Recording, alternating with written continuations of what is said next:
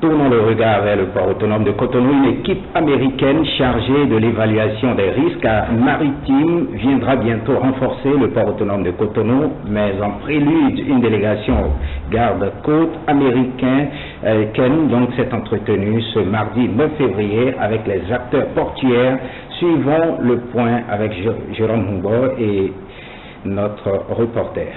Prise des actes de piraterie maritime en 2011 et 2012, le port autonome de Cotonou a retrouvé sa stabilité, mais il faut être prévoyant. À cette rencontre d'échange, les gardes-côtes américains se sont fait une idée du fonctionnement de l'autorité portuaire, des forces navales et de la gendarmerie nationale.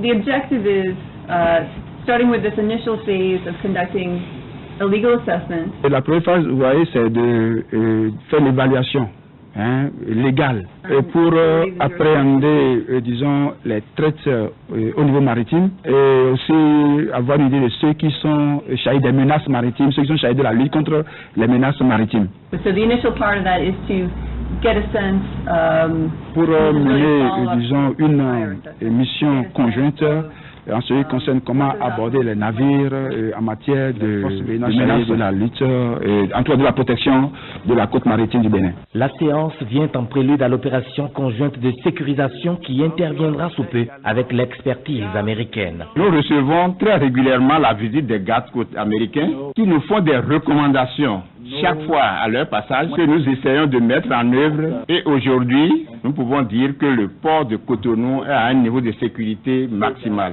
Nous sommes toujours prêts à les recevoir. Nous sommes encore très heureux parce qu'avec les gardes-côtes américains, déjà nous sécurisons les installations et avec la mission que vous êtes venus préparer, nous allons mieux maîtriser ce qui se passe dans nos eaux maritimes un peu plus loin de notre bassin portuaire. La sécurité du port autonome de Cotonou est une activité importante qui aura pour finalité de booster la compétitivité du poumon de l'économie nationale.